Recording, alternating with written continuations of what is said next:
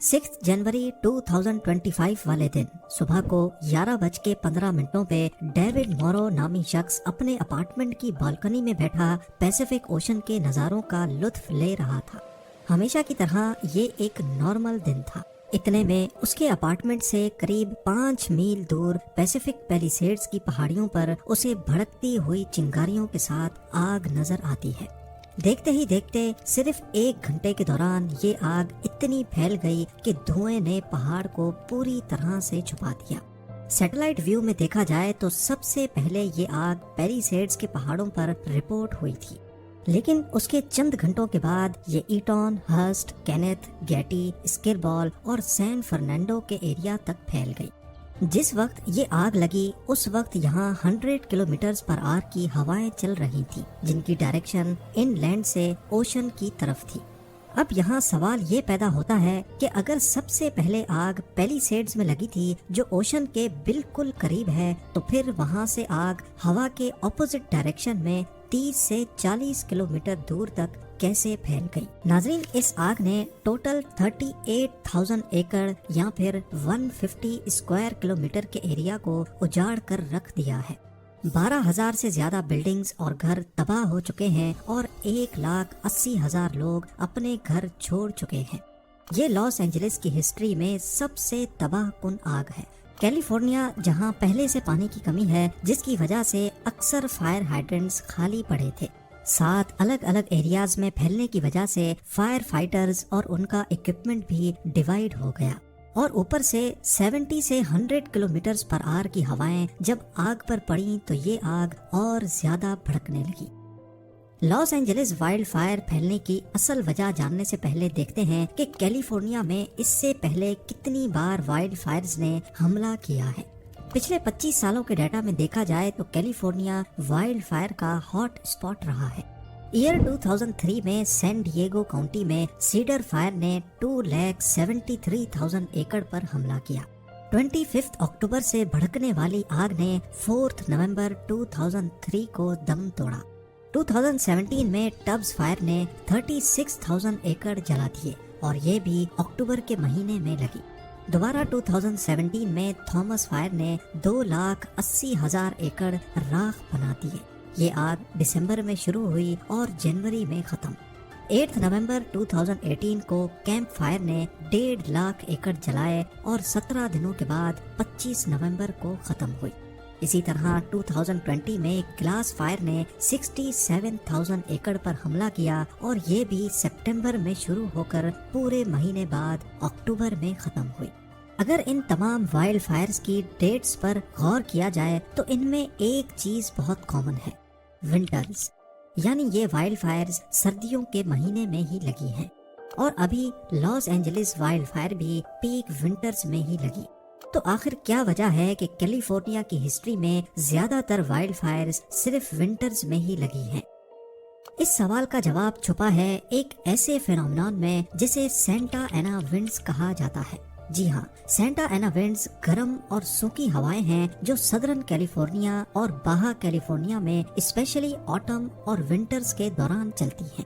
Google Earth पर देखा जाए तो कैलिफोर्निया के ईस्ट में दूर दूर तक सिर्फ डेजर्ट है, जिसको मोहावे डेजर्ट या फिर ग्रेट बेसन भी कहते हैं। सूरज की तपिश डेजर्ट को गर्म करती है, जिसकी वजह से यहाँ की हवा का प्रेशर बढ़ने लगता है। दूसरी तरफ ओशन की बात की जाए तो यहाँ की हवा ठंडी होती है और प्रेशर कम। हमने 6th ग्रेड में पढ़ा था कि हवा हाई प्रेशर से लो प्रेशर की तरफ ट्रेवल करती है। जितना ज्यादा प्रेशर में फर्क होगा उतनी तेजी से हवा ट्रेवल करेगी, और यहाँ पर भी कुछ ऐसा ही होता है। साउथ ईस्ट कैलिफोर्निया से सेंटा एना विंड्स तेजी से ओशन की तरफ बढ़ती हैं। ये खुश्क और गर्म हवाएं जहाँ से भी गुजरती हैं वहाँ का मॉइस्चर सक करती जाती हैं, जिसकी वजह से ये पूरा रीजन इस मौसम में खुश्क हो जाता है। झाड़ियाँ और दरख्त बिल्कुल सूख जाते हैं, जो बड़ी आसानी से आग पकड़ने के काबिल बन जाते हैं। सेंटा एना विंड्स जहां पूरे जंगलात को वाइल्ड फायर का फ्यूल बना देती हैं, वहीं अगर गलती से भी कभी आग लग जाए तो तेज हवाएं इस आग को और ज्यादा भड़काती हैं। जलते हुए कोयले तेजी से फैलते जाते हैं और पलक झपकते ही वाइल्ड फायर कंट्रोल से बाहर हो जाती है। اب ہونا تو یہ چاہیے کہ جس ڈائریکشن میں ہوا جا رہی ہے وائلڈ فائر کو بھی اسی ڈائریکشن میں ہی پھیلنا چاہیے، پر لاس اینجلس کے کیس میں اس کا بالکل الٹ دیکھا گیا۔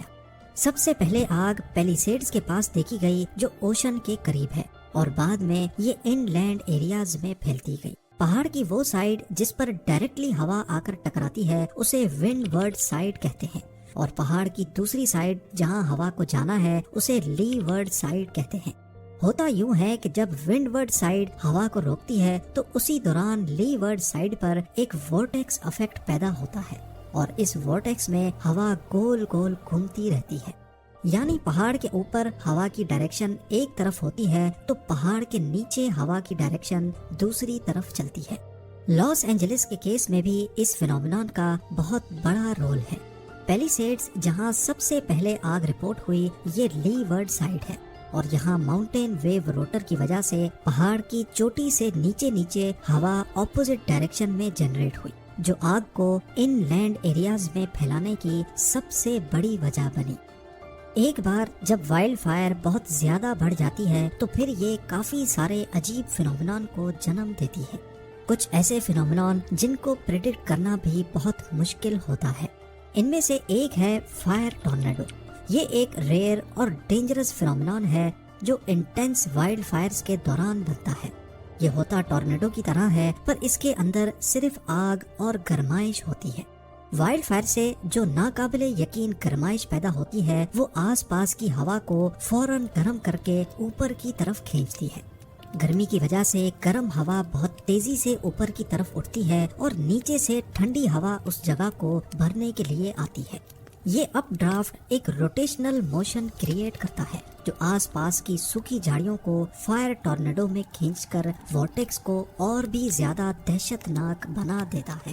اب یہ فائر ٹورنیڈو علاقے میں چلنے والی ہوا پر حاوی ہو کر اپنے اندر خود کی ہوا پیدا کرنے لگتا ہے، جس کی ڈائریکشن کا اندازہ لگانا بھی بہت مشکل ہوتا ہے، لیکن زیادہ تر چانسز ہوتے ہیں کہ یہ پہاڑ کے ساتھ ساتھ اوپر کی طرف وائلڈ فائر کو بڑھائے گا۔ وائلڈ فائر ایک حقیقت ہے اور کلائمیٹ چینج کی وجہ سے آنے والے سالوں میں یہ زیادہ فریکوینٹلی پائی جائیں گی۔ امریکہ کے پاس وائلڈ فائرز کو کنٹرول کرنے کے لیے لیٹسٹ ٹیکنالوجی بھی موجود ہے۔ فائر فائٹرز کوشش کرتے ہیں کہ جہاں آگ لگی ہے اس کے ارد گرد کیمیکل اسپرے کریں تاکہ آگ زیادہ نہ بڑھ سکے، پر لاس اینجلس میں فائر فائٹرز پہلے ایک ایریا کی آگ کو کنٹرول کرتے تو ہوا کے ذریعے آگ دوسری جگہ تک پھیل جاتی تھی۔ امریکہ کی ہسٹری میں پہلی ریکارڈڈ وائلڈ فائر سال 1871 میں میشیگن کے پاس لگی تھی۔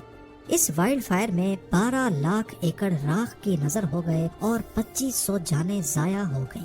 1871 کی پیسٹیگو فائر سے لے کر آج کی لاس اینجلس وائلڈ فائر تک نیچر ہمیں اشارہ دے رہی ہے کہ آگ پر قابو پانا آج بھی قریب ناممکن ہے، لیکن اگر ہم قدرت کو سمجھنے کی کوشش کریں اور کلائمیٹ چینج سے لڑنے کے بجائے اس کے حساب سے چلنے کی کوشش کریں تو شاید وائلڈ فائرز کا سلسلہ دوبارہ سے تھم سکتا ہے۔